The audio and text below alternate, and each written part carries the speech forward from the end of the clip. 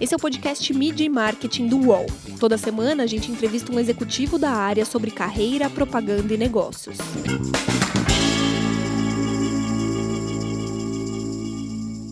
Oi, meu nome é Renato Pesotti e essa semana a gente está com a Márcia Esteves, que é CEO da agência Lilara TBWA. Tudo bem, Márcia? Tudo bem, estou muito feliz e honrada em estar aqui com você, Rê. Ótimo. Obrigado, Márcia. É o seguinte, as agências têm atravessado um momento de ruptura, né? Elas precisam se tornar mais relevantes, não só na comunicação, mas nos negócios dos clientes. Como que é fazer essa transformação da publicidade das agências? Pergunta de R$1 milhão, né? Eu acho que a gente tem passado um momento, as novas tecnologias trouxeram, e quando eu falo novas tecnologias, estou falando de 90 para cá, trouxeram uma transformação diária na vida das pessoas, né? E isso tem feito com que todos os mercados se modifiquem e se transformem numa velocidade quase que diária, né? Quando é que a gente ia dizer que a Sony ia lançar um carro? Olha, se a gente olhar, isso não acontece no mercado de comunicação, isso acontece na vida das pessoas e automaticamente como comunicadores que temos a missão de levar marcas e torná-las relevantes na vida das pessoas, essa transformação, eu entendo que ela é dobrada e com uma responsabilidade maior, porque a gente precisa fazer com que as marcas não interrompam e façam parte da vida das pessoas que hoje lutam por tempo, né? Porque a minha marca vai ser mais relevante do que você usar o seu precioso tempo com a sua família ou para fazer o que você quiser. E eu acho que essa transformação é um processo, e eu acho que é um processo que a gente tem que encarar cada vez com mais força e não negar. Então, se você me perguntar, a máxima que eu particularmente acredito é que a gente não tem uma resposta certa, porque a sociedade está se transformando de um jeito orgânico e sem muitas regras. Mas a gente tem que abraçar a mudança e aceitar e fazer do limão uma limonada. Eu particularmente gosto muito do momento que a gente está vivendo. E como que os clientes têm enfrentado esse dilema também, né? Quando você chega, você faz publicidade tradicional, tanto digital como offline. Você chega para o cliente e oferece uma coisa a mais, ele se surpreende, ele aceita numa boa. A entrada das consultorias também no mercado publicitário veio para ajudar também. No primeiro momento o pessoal ficou meio assustado, mas na verdade é bom para todo mundo, né? Eu acho que o mundo em que a gente vive hoje, ninguém tem uma solução sozinha. Acho que quanto mais melhor. Eu acho que a gente esqueceu coisas básicas, especialmente no mercado de comunicação. Competição é boa, desde que ela seja saudável, né? Então, quanto mais players a gente tiver, obviamente, que respeitem o mercado, que respeitem os profissionais, que respeitem as pessoas e que respeitem os anunciantes e marcas, acho que são muito bem-vindos. Eu acho que ninguém precisa mais ter a pretensão de fazer tudo sozinho, né? Isso vale especialmente na minha posição. Eu não faço nada sem uma equipe extraordinária que trabalha comigo o dia inteiro e me ajuda a ser melhor, inclusive, e fazer com que a agência seja melhor todos os dias. Essa coisa de né? Ou um ou outro tem que se transformar em numa soma. E isso, mais aquilo e mais aquilo outro, no sentido de parceiros, diferentes players, diferentes mídias, diferentes tecnologias.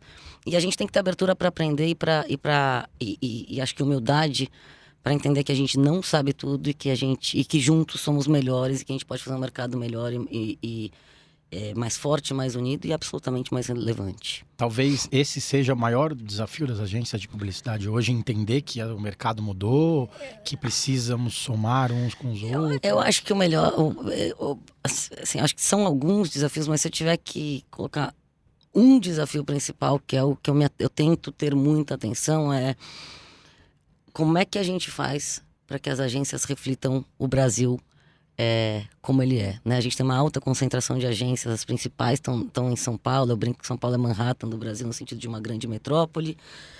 Nós, por muito tempo, contratamos e tivemos só iguais. E eu acho que isso nos afasta de um entendimento do Brasil como ele é. A gente está falando de um país que são diversos países dentro de um. E a gente tem um desafio enorme de entender esse país para fazer com que as nossas marcas se conectem com cada indivíduo de uma forma absolutamente especial. De novo, não é mais sobre interromper, é sobre fazer parte. E eu acho que um grande desafio está nisso. Como é que a gente faz um processo verdadeiro, consistente de integração, de inclusão, e inclusão no sentido amplo da palavra. Cores, gêneros, e tudo que a gente entender que é diferente do que a gente está acostumado, porque eu acho que a criatividade precisa disso. O diferente faz com que a gente aprenda e com que a gente se torne mais criativo. E os ambientes de agência devem ser criativos, independente de qual agência e qual especialidade você trabalha. A criatividade está no centro de tudo e de todas as áreas, né? O centro da empresa. Então eu acho que cada vez mais a gente tem que olhar para isso, ter uma agenda positiva como mercado. Ela não pode ser individual e ela tem que ser genuína, né? E ela tem que partir da liderança, e esse é um papel que eu todos os dias me esforço para exercer de forma cada vez mais ampla e mais consistente. Você falou de inclusão, né? Quando você era presidente da Grey, você liderou um projeto muito grande com a Faculdade Zumbi dos Palmares, de contratação de jovens estudantes negros de baixa renda, quem não tem chance no mercado publicitário. Algumas agências têm alguns projetos assim. Queria que você falasse um pouco sobre como esse projeto surgiu, como ele foi à frente na Grey, se você pretende levar isso para a Lilara também. O que isso é importante para o mercado? A gente está acostumado a... Eu poderia te responder em uma simples frase de que quando nós fizemos o processo de inclusão, eu achei que eu e todas as pessoas que estavam na agência, nós, né, estaríamos fazendo um processo para incluir pessoas. O que eu aprendi no decorrer desses anos é que eles que nos incluíram. E isso para mim é muito forte, porque eles nos incluíram em todos os sentidos possíveis. Eles nos incluíram para entender que algumas piadinhas nossas não têm a menor graça, para entender que comunicação relevante, para você fazer uma comunicação relevante, você tem que entender de verdade a realidade das pessoas, como elas vivem, o que elas sentem, as dificuldades que elas têm, que são absolutamente diferentes do que, em linhas gerais, os Faria Limers, de brincadeira ou não, mas o que a gente está adaptado a ver no nosso mercado. Então eu acho que isso fez com que a agência fosse mais criativa, fosse mais interessante, fosse muito melhor, fosse um ambiente melhor para se trabalhar. Agora, é um desafio enorme, porque eu gosto muito de uma frase que não é minha, mas eu queria que fosse, que inclusão não é convidar para festa, é chamar para dançar. E é verdade, né? Incluir não é simplesmente colocar e falar que tem. Incluir é como você cria condições para que essas pessoas, com o passar do tempo, assumam papéis de liderança.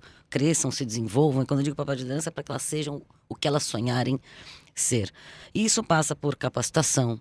Isso passa por um ambiente transformado para que essas pessoas se sintam parte e não se sintam expelidas pelo ambiente. Passa por cultura muito forte para que todas as pessoas entendam essa visão, entendam esse caminho e ajudem nesse processo que, de novo, ele eu sempre digo na Grey, nós começamos e eu espero e tenho convicção de que eles vão dar continuidade e que eu possa levar isso para onde quer que eu vá. Então, sim, o meu olhar de inclusão continua. Tem coisas que são maiores do que a empresa. Eu acho que pessoas são maiores do que a empresa, no sentido de que eu vou levar inclusão, pessoas como centro de tudo, onde quer que eu vá. Porque muitas vezes você seleciona alguns jovens estudantes, leva para a agência e eles mesmos não se sentem bem lá e acabam saindo, na verdade, né? Porque não depende só das pessoas, dos líderes, né? Depende do... O ambiente tem que estar pronto para isso, né? Assim, a gente tem que imaginar que parece distante, parece uma loucura o que eu vou falar, mas tem muitos estagiários de faculdade, assim... O nosso mercado está acostumado a repertório. A gente precisa de repertório, né? Quanto mais repertório, quanto mais referências, quanto mais ingredientes a gente consegue trazer para a mesa, melhor é a criatividade. E a gente se acostumou muito nesse repertório vindo de uma mesma classe social, vindo de mesmas universidades, vindo e que não tem nada demais, assim, tá tudo bem. Acontece que isso não reflete a sociedade. Então a gente tem que lutar para que todas essas pessoas entrem no mercado e que a sociedade evolua de um jeito muito mais homogêneo, porque todos têm oportunidade. Mas um exemplo que eu teria vários para contar aqui, mas assim, às vezes as pessoas nunca abriram um Excel e vão trabalhar numa área de mídia, por exemplo. você tem que ensinar a ligar um notebook. E quando eu digo ensinar, não é aprende aí. É como é que eu faço para que você se sinta confortável para aprender. Porque é maior do que simplesmente falar, abre o computador. Você está aqui, você está com a gente e você faz parte desta empresa e esta empresa vai te ensinar tudo o que puder em qualquer uma das instâncias. E normalmente, se você pegar o background histórico das pessoas, de profissionais que a gente contrata, falar que nunca abriu um Excel não é uma realidade. Excludente. Exatamente. Então a gente tem, de novo, a gente levou muito tempo para conseguir dizer que o processo, nosso processo de inclusão estava redondo, estava acontecendo, porque os primeiros, primeiro ano, um ano e meio, foi um processo de aprendizado para todo mundo que estava lá, para quem chegava e para todos nós. E eu acho que a gente, como empresa, teve abertura para abraçar tudo isso e aprender, e eu sou muito grata a toda a equipe, enfim, a Zumbi dos Palmares e toda a equipe e todas as pessoas que participaram dessa história e que tiveram coragem de estar lá conosco, porque precisa de coragem. E eu tenho certeza que eles vão ter uma carreira com oportunidade e com certeza vão ter condições para alcançarem os sonhos que eles tiverem. Algumas agências têm feito esse tipo de projeto, de iniciativa, mas também não é a hora das agências irem para a periferia e não só trazer pessoas da periferia para as agências? Porque senão fica aquela coisa de Faria Limer só. Então, é uma pergunta boa e eu honestamente não tenho a resposta definitiva para isso não. Assim, a mesma, porque isso é periferia, isso é ir para o Nordeste, né, estabelecer sedes em outros estados. A gente não pode negar que São Paulo é um centro urbano que muita coisa acontece. A gente tem uma codependência de parceiros, de veículos, tem muita coisa que acontece aqui e também os nossos clientes estão aqui. E é um negócio que é feito de pessoas, o olho no olho, né? A presença física, o estar junto, eu acho que ele é muito importante. Então, assim, se você me perguntar, existe um modelo certo ou errado? Não. Existe um olhar para isso? Existe. Mas o meu olhar, ele é mais amplo enquanto sociedade, e aí é como sonho, como visão e como vontade diária. Eu adoraria que a gente não tivesse mais periferia. Eu adoraria que a gente tivesse tivesse cidades, que todos os lugares fossem bons, que todos os lugares fossem desenvolvidos e que a gente não precisasse deslocar tanto as pessoas e sim expandir de uma forma mais orgânica e melhor para todo mundo.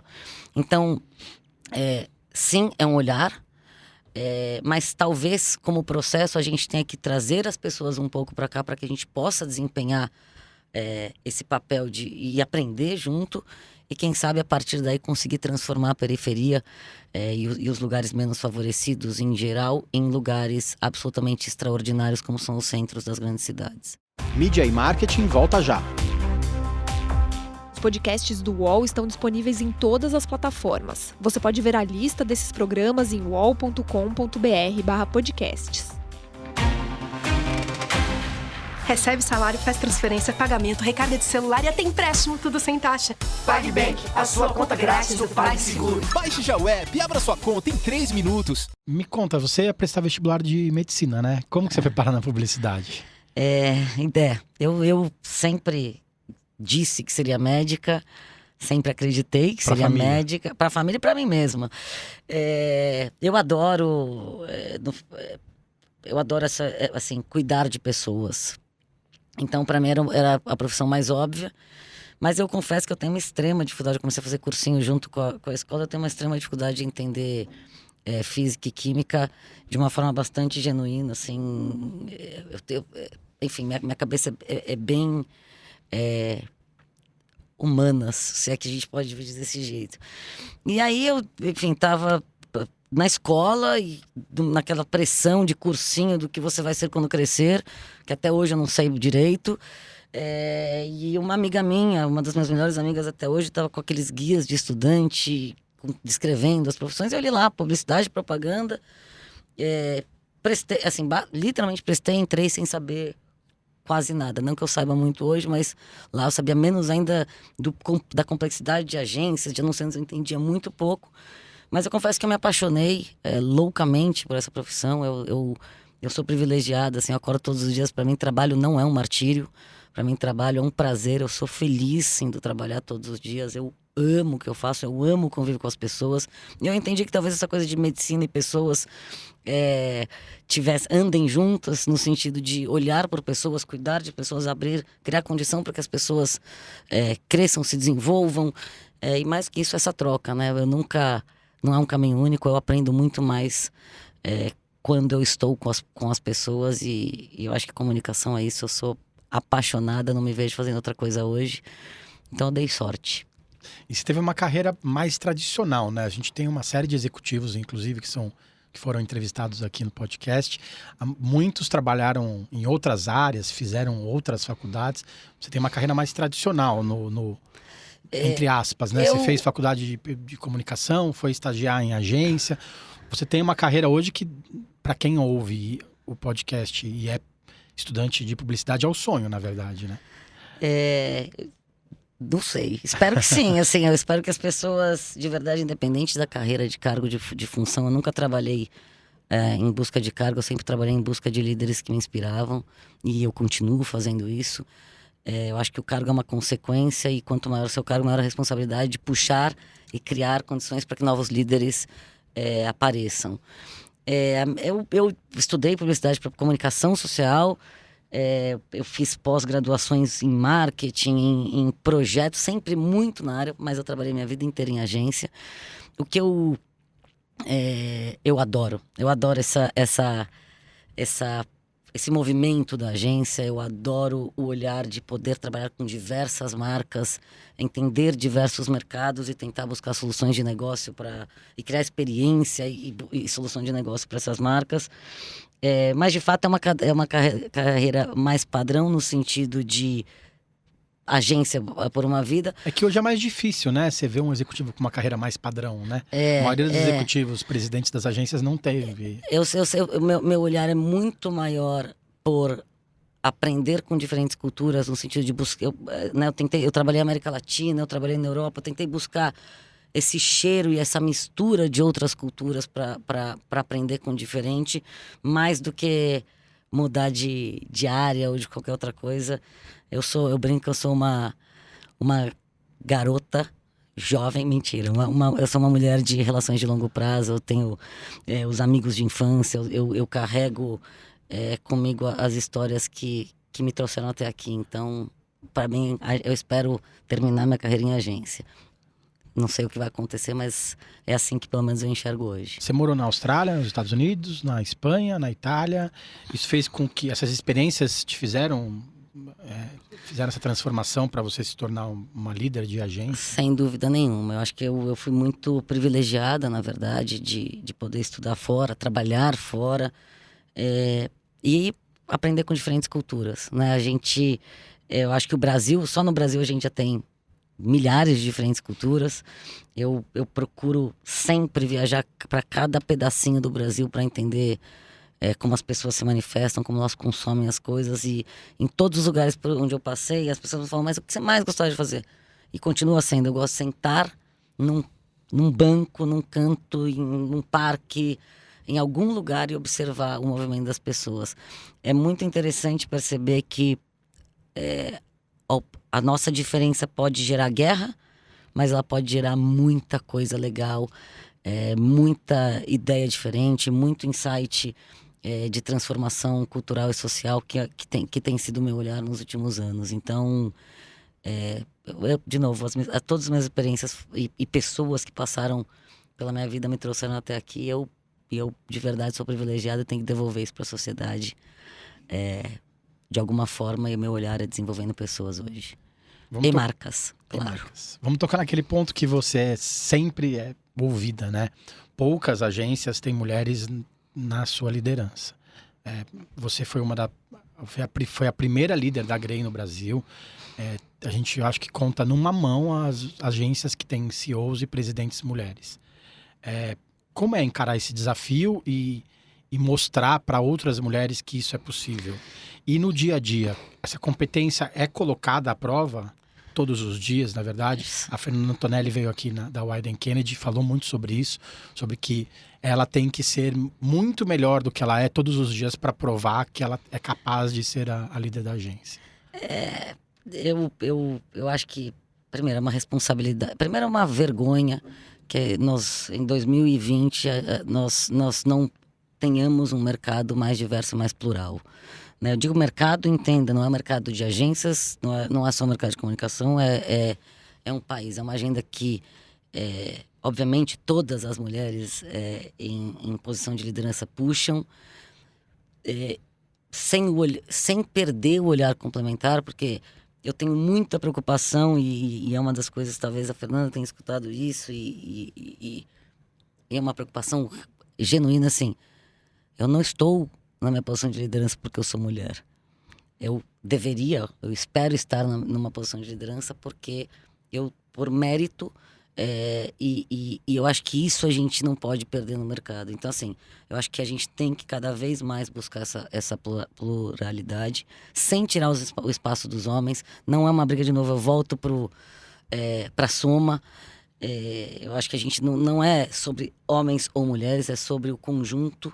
Eu acho que essa mistura, ela é absolutamente, de novo, de gêneros, cores, credos, raças, ela é vital para nossa sociedade, porque esse é o nosso país, né? A gente não está aqui falando de uma coisa que a gente está fazendo para ser legal. A gente está dizendo que 64% por aí, mais 60% do consumo hoje vem das mulheres. Então, tem alguma coisa equivocada nesse contexto de liderança, assim como vale para tudo que a gente está discutindo aqui, né? Negros, enfim, para todas as maiorias que nós temos o hábito de chamar de minoria. Então, assim, respondendo, eu acho que é uma agenda, mas não é uma agenda exclusiva, no sentido de excluir homens, mas sim de abrir espaços, que as mulheres tenham condições para se desenvolverem tanto quanto os homens têm. E eu acho que aí depende muito, cara. Por exemplo, hoje eu estou na Liu Lara, na Liu Lara TBWA, e eu posso te dizer que é uma rede absolutamente aberta para mulheres na liderança. Eu já cruzei com mais mulheres na liderança, não só dentro da agência, mas também na rede, do que eu fazia muito tempo que eu não via no mercado. Então, eu acho que depende muito de quem lidera. Né? Quando você tem líderes que querem fazer uma transformação, isso em todos os níveis hierárquicos, ela acontece. Então, eu acho que o chamado não é para que a gente consiga trabalhar e abrir espaço para que as pessoas se desenvolvam e cresçam. Eu entendo obviamente tenho essa luta de gênero, mas eu tomo muito cuidado com ela no sentido de criar condições reais por mérito e não permitir que as mulheres não sejam tratadas com igualdade em qualquer ambiente que eu trabalhe. E, de novo, eu procuro trabalhar em redes e em empresas que tenham isso, de novo, na rede, é um olhar. O Luiz Lara, que é meu chairman aqui no Brasil, ele literalmente tem 2 CEOs trabalhando no grupo dele, ele tem 2 mulheres na liderança. Eu acho que isso é emblemático e é muito legal.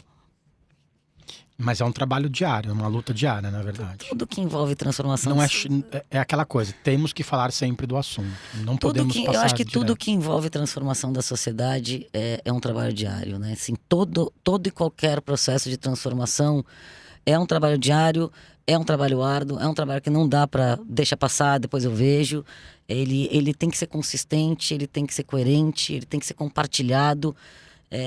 E, de novo, ele tem que ser colaborativo, né? E se a gente não puxar essa agenda, eu acho que o que vai acontecer, e isso, de novo, não é exclusivo do nosso mercado, ele é da sociedade, a gente vai perder muito como sociedade, como mundo. Né? Eu acho que o conjunto e as visões complementares são vitais. Se você olhar meu histórico, inclusive de carreira, eu sempre digo isso, assim, eu não estaria nunca na minha cadeira se eu não tivesse os líderes que eu tive, os pares que eu tive e a equipe que eu tive, né? Eles me colocaram onde eu estou e sempre foram equipes complementares.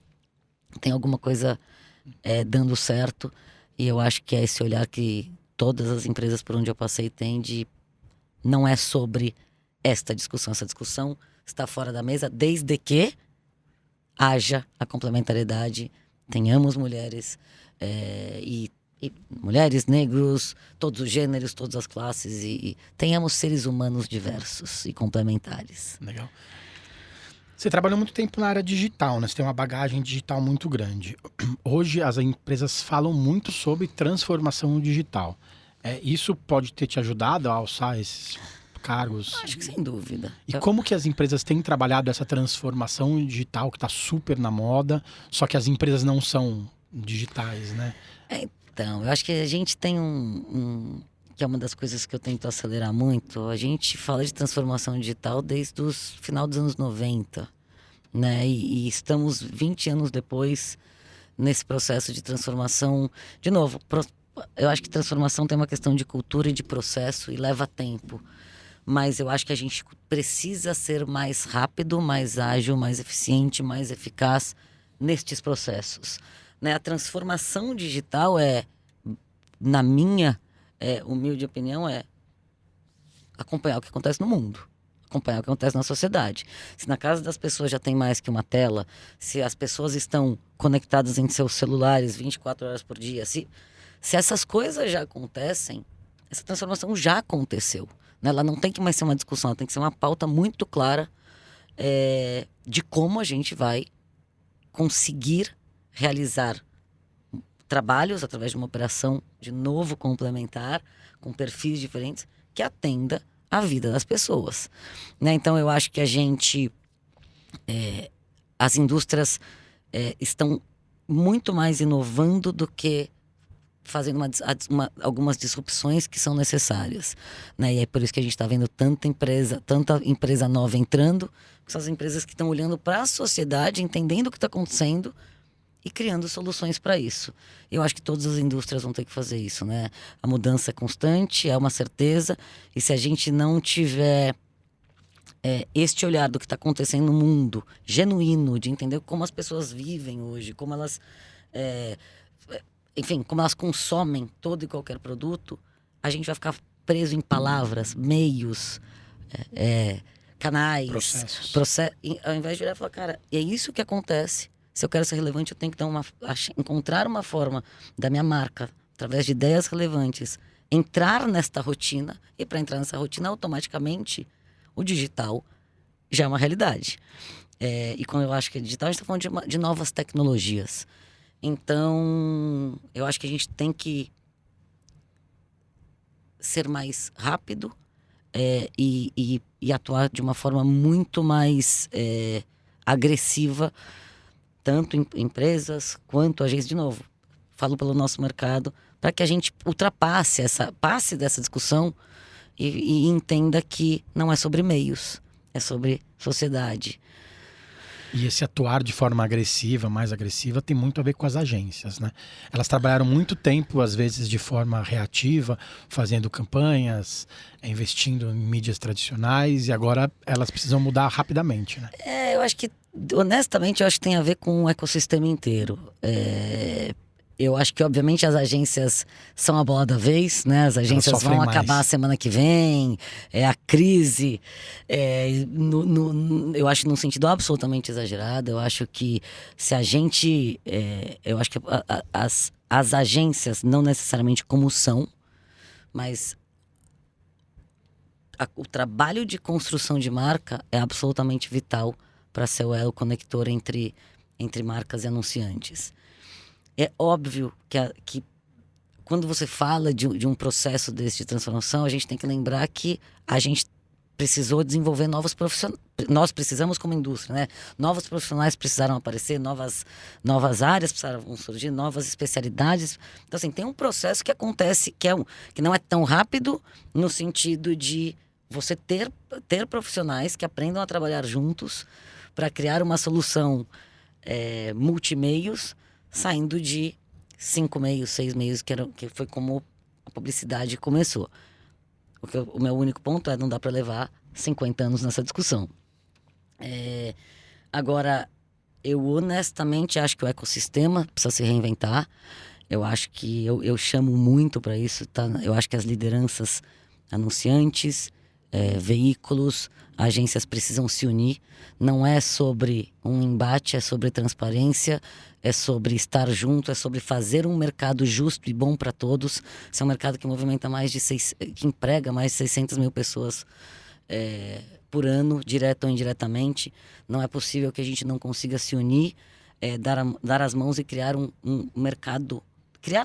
Dar continuidade para esse mercado tão vitorioso, de mãos dadas, trazendo todos os players, associações, regras, seja lá o que for, e entender que o mundo mudou e que esse mercado também precisa se transformar, mas eu acho que enquanto não houver união, a gente fica discutindo cada um uma coisa, e falando especificamente de agência, que é um caminho que a gente tem muita crença.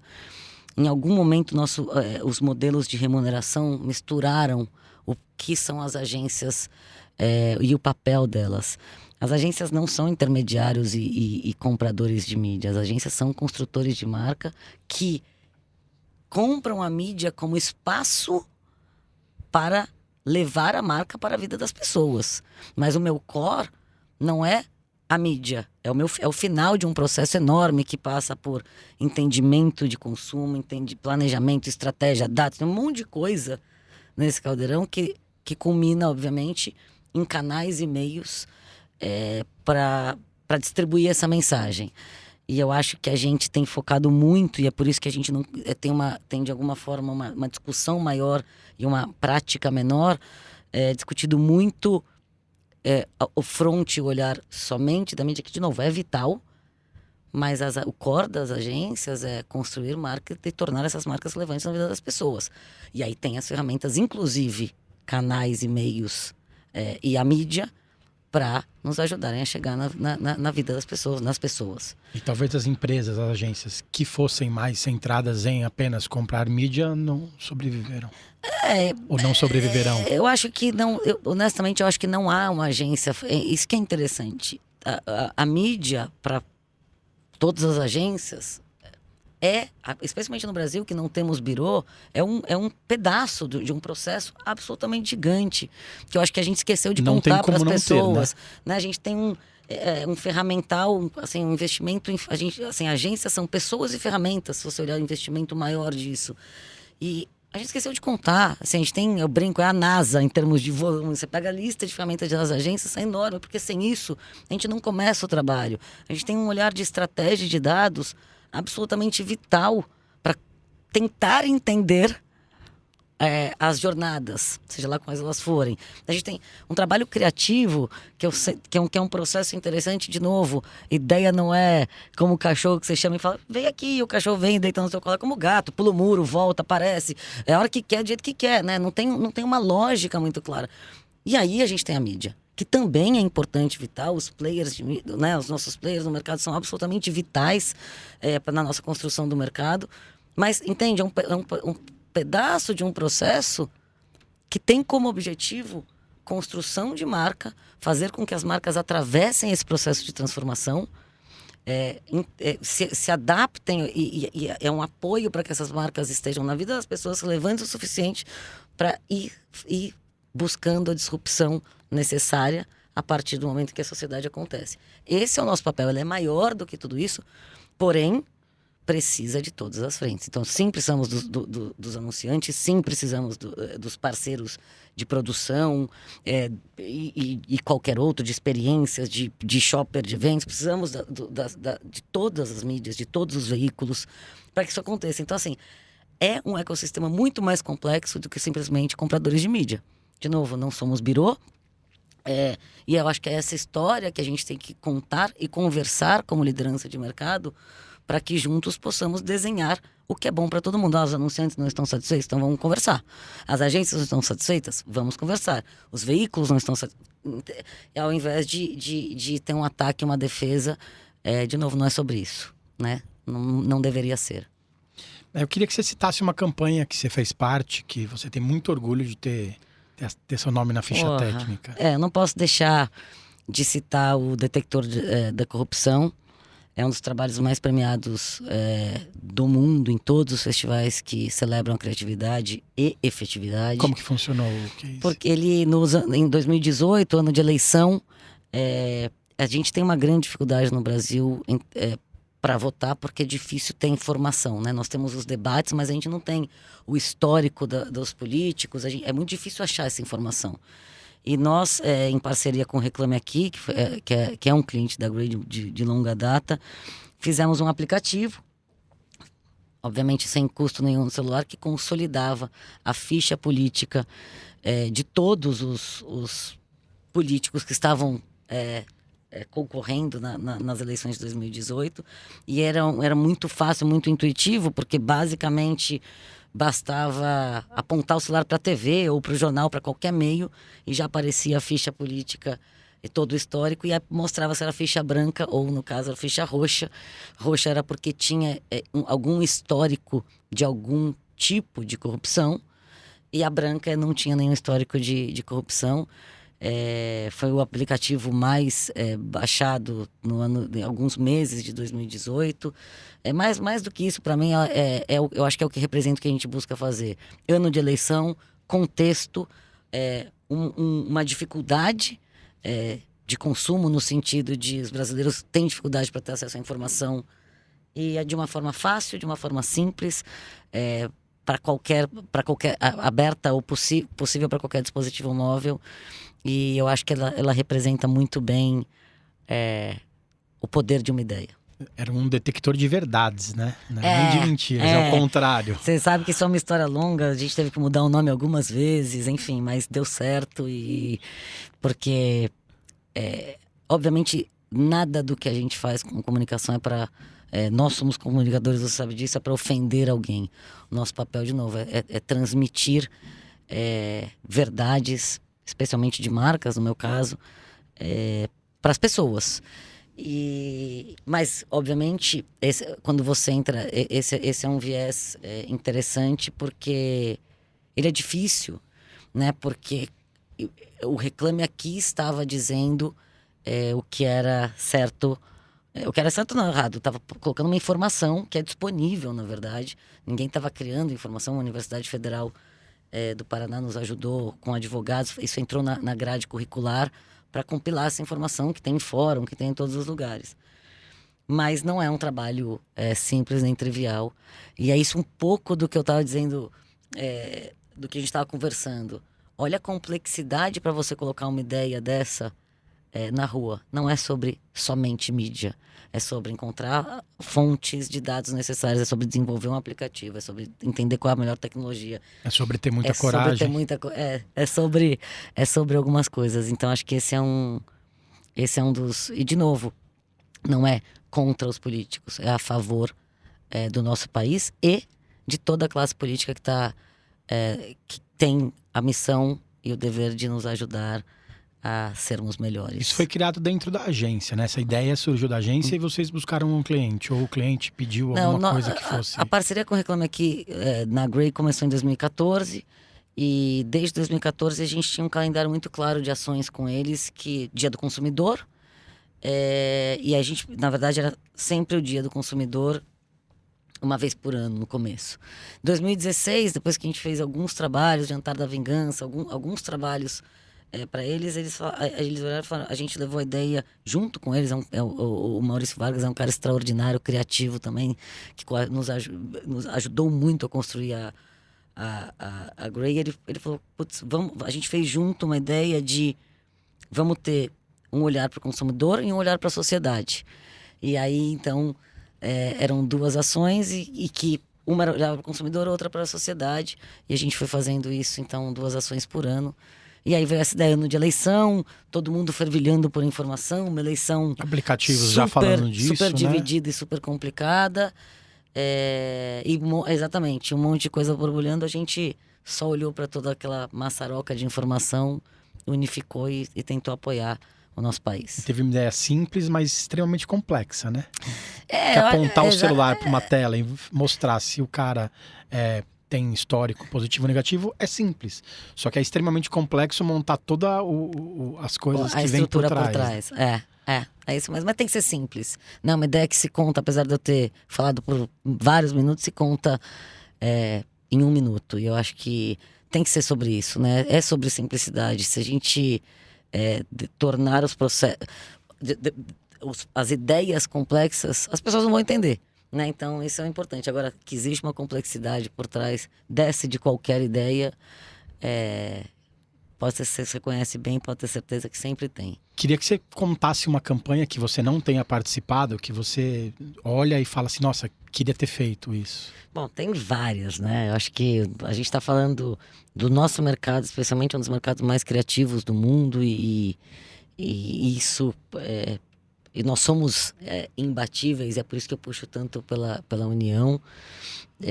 Então eu teria milhões para citar aqui do Brasil, mas eu acho que eu vou para uma internacional, para não ter tanta dúvida na escolha. Eu acho que tem uma campanha que é emblemática, de novo, por contexto, por momento e também por uma agenda que eu puxo, que é a Fearless Girl. Como eu nem sei se tem tradução, mas é a campanha que todo mundo viu essa imagem no mundo, que é a menininha no centro financeiro de Nova York, tentando chamar a atenção do mundo para isso, né? Para o movimento da sociedade, para a igualdade e para tudo que a gente está falando. De novo, é uma das campanhas, se não a mais premiada dos últimos anos no mundo, em todos os festivais que celebram criatividade e eficiência. É uma campanha que rodou o mundo, uma imagem, é uma coisa simples, que é uma simples imagem. Estátua parada numa cidade, que uma imagem simples dizia muito mais que muitas palavras, não precisava de mais nada, né? Uma imagem com uma menininha parando um dos maiores centros financeiros do mundo para chamar atenção para a questão de igualdade. Então, obviamente eu queria ter feito, tem várias outras, mas eu acho que ela é simbólica. De novo, traz contexto, traz simplicidade, não necessariamente para conseguir colocar essa estátua lá, mas a ideia é bem simples, é uma menininha, é uma estátua de uma menininha, né? E eu acho que ela tem esses componentes de ideias poderosas que chamam a atenção, geram debate, fazem com que as pessoas troquem a ideia no elevador ou no WhatsApp e as pessoas se conectam com ela. Eu acho que esse é o grande poder do nosso trabalho. Legal. Obrigado, Márcia. Obrigada. Um prazer. Prazer. Semana que vem tem mais. Os podcasts do UOL estão disponíveis em todas as plataformas. Você pode ver a lista desses programas em uol.com.br/podcasts. Mid Marketing tem reportagem e entrevista de Renato Pesotti, edição de áudio de João Pedro Pinheiro e coordenação de Juliana Carpanês.